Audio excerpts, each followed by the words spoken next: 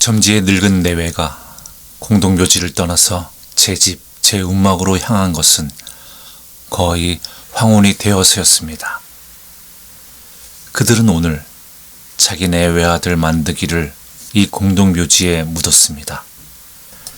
45에 나서 낳은 아들, 그리고 25년간을 기른 아들, 지금은 그들의 보호 아래서 오히려 그들을 부양하고 보호하여 주던 작년의 외아들 만드기를 땅속에 묻었습니다. 그리고 지금 돌아가는 길이외다. 그들은 말없이 걸었습니다. 한 번도 뒤를 돌아본 일도 없었습니다. 박첨지는 앞서고 그의 늙은 아내는 서너 걸음쯤 뒤에 서서 머리를 푹 수그린 채 앞으로 걸었습니다.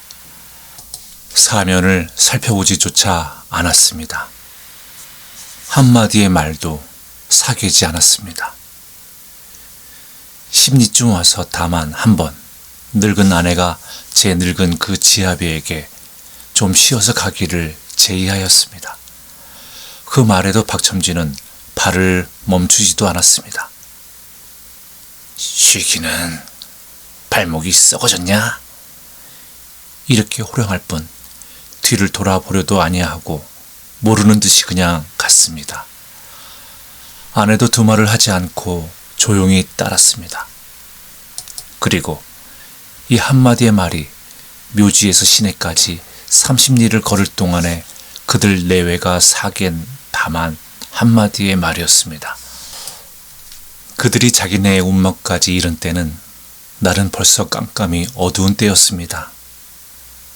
움막 앞에까지 먼저 이른 박첨지는 팔을 걷고 먼짓 섰습니다.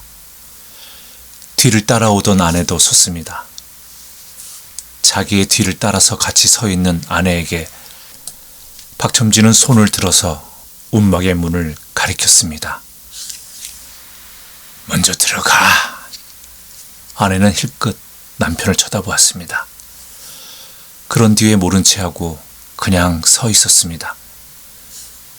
냉큼 못 들어갈 테야. 박첨지의 호령은 뒤를 이어서 내렸습니다. 아내는 다시 한번 제 늙은 그 지아비를 쳐다보았습니다. 그러고는 말없이 움막문으로 갔습니다. 그러나 움막의 문 걸쇠에 손을 댄 아내는 다시 제 그 지아비를 돌아보았습니다. 박첨지의 세 번째 호령이 하마터면 또 나올 뻔하였습니다. 그러나 세 번째 호령이 나오기 전에 아내가 문을 벌썩 열었습니다. 그리고 잠시 주저한 뒤에 어두운 방 안으로 사라졌습니다. 자기 아내가 들어간 뒤에 잠시 더 길에 버티고 서 있는 박첨지는 아내의 뒤를 따라서 무거운 걸음으로 방 안으로 들어갔습니다. 그것은 쓸쓸한 방 안이었습니다. 어제 저녁까지도 죽어가는 아들이 남아 아랫목에 누워 있었습니다. 그 아들이 벌써 이 세상에서 존재를 잃고는 늙은 내외 단둘이 어둡고 좁은 이 방 안에 마주 앉아 있는 것은 여간 쓸쓸한 일이 아니었습니다. 내외는 불을 켜려고도 아니하였습니다. 어두운 방 안에 죽은 듯이 마주 앉았습니다. 이윽고 늙은 아내의 입에서 먼저 훌쩍 느끼는 소리가 났습니다. 영감. 아내가 마침내 쓰러졌습니다. 그것을 보는 순간 박첨지는 성가신 듯이 코를 한번 울리고 곧 외면을 하였습니다. 왜 이 꼴이야?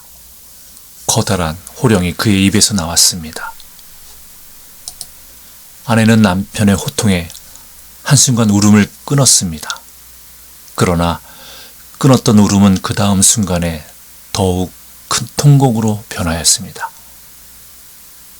누구를 바라고 사오? 이런 외노다리를 섞어가면서 아내는 마침내 통곡을 하기 시작하였습니다. 박첨지는 연하여 코를 울렸습니다. 제게 방정맞게 귀찮게 혼잣말같이 연방 이런 말을 하면서 코를 울리며 있었습니다.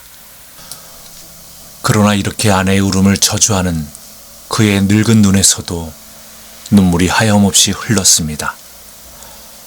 박첨지의 내외는 동갑이었습니다. 그들은 18살 때 서로 만났습니다. 19살에 그들은 첫 아들을 낳았습니다. 그러나 첫 아이는 세상에 나온 지 한 달 만에 다시 다른 세상으로 가버렸습니다. 그러나 젊은 박첨지의 내외는 그것을 그다지 탄하지 않았습니다. 장래에 많은 자식을 낳을 그 가운데서 하나를 잃었다 하는 것은 그들의 감정에 아무런 영향을 주지를 못하였습니다. 20살 때 딸을 낳았습니다. 22살에 또 딸을 낳았습니다. 24살에 아들을 낳았습니다. 26살에 또 아들을 낳았습니다. 이리하여 26살 때에는 박첨지의 내외는 벌써 이남 이녀의 어버이가 되었습니다. 7살을 선두로 4사람의 자녀를 두었다 하는 것은 젊음이라는 것밖에는 다른 아무 미천도 없는 박첨지의 내외에게는 좀 과한 짐이었습니다. 지게 하나를 미천 삼아가지고 박첨지는 소와 같이 일을 하였습니다. 새벽 아직 어두워서 지게를 어깨에 걸치고 거리에 나가서는 밤이 들어서야 제 집을 찾아 돌아오곤 하였습니다. 술과 담배는 먹을 줄 모르는 박첨지였습니다. 그러나 그날 버는 돈은 그날로 없어졌지 조금이라도 모을 수는 없었습니다. 7살 난 맏딸은 벌써 어른에게 지지 않게 많이 먹었습니다. 3살 난 아이도 벌써 밥을 먹기 시작하였습니다. 쌀 한 마리 사흘을 가지 않았습니다. 게다가 이렇게 자식의 수요가 늘어가는 장래에는 몇십 명이 될지 예측은 할 수 없었습니다. 몸이 건강한 박첨지는 지게꾼으로는 비교적 돈을 잘 버는 축에 들 것이로되 6 식구의 입을 당하여 나아가기는 좀 급하였습니다. 28살에 또 아들이 하나 생겼습니다. 30살에 딸을 하나 낳았습니다. 식구가 벌써 8이 되었습니다. 그 가운데 젖먹이 하나를 남기고는 전부가 밥을 먹는 식구였습니다. 한 사람이 버는 돈으로서 이 많은 식구를 먹이고 입히기는 과연 힘들었습니다. 어느 누가 자식에게 대한 애정이 없는 사람이 있으려면 이 과도한 생산에는 박첨지의 내외는 때때로 혀를 차고 하였습니다. 계집아이는 몇 개 죽어도 좋겠다고 이런 이야기도 때때로 내외의 입에 올라왔습니다. 연병이 돌았습니다. 연병은 박첨지의 집안에도 들어왔습니다. 그리고 11살을 위로 1살 난 젖먹이까지 도합 6아이를 한꺼번에 다 잡아갔습니다. 박첨지의 집안은 변하여졌습니다. 언제든 아이들의 울음소리와 웃음소리가 그친 날이 없던 박첨지의 집안은 갑자기 고요하여졌습니다. 아무리 귀찮아도 자기의 자식, 그 6 남녀를 한꺼번에 잃은 어머니는 며칠을 식음을 전폐하고 자리에 누워 있었습니다. 박첨지도 입이 써서 며칠을 온갖 일에 성만 내었습니다. 그러나 그들은 젊었습니다. 젊음에 부수되는 용기를 가지고 있었습니다. 다시 만들면 그뿐이다. 이런 단념이 차차 그들의 마음을 내려앉게 하였습니다. 동시에 이 좀 조용한 길을 타서 힘껏 돈을 모아서 살림살이 장례를 준비하여 보겠다는 생각도 났습니다. 그들은 먹지를 않았습니다. 입지를 않았습니다. 그리고 돈 모으기에 전력을 다하였습니다. 아이가 생기기 전에 집 한간이라도, 이런 목표로서 절단보단하여 둘은 돈을 모았습니다. 1년이 지났습니다. 2년이 지났습니다. 돈은 조금 모아졌습니다. 게다가 2년 동안에 아내에게는 태기가 보이지를 않았습니다. 3년이 지났습니다. 4년이 지났습니다.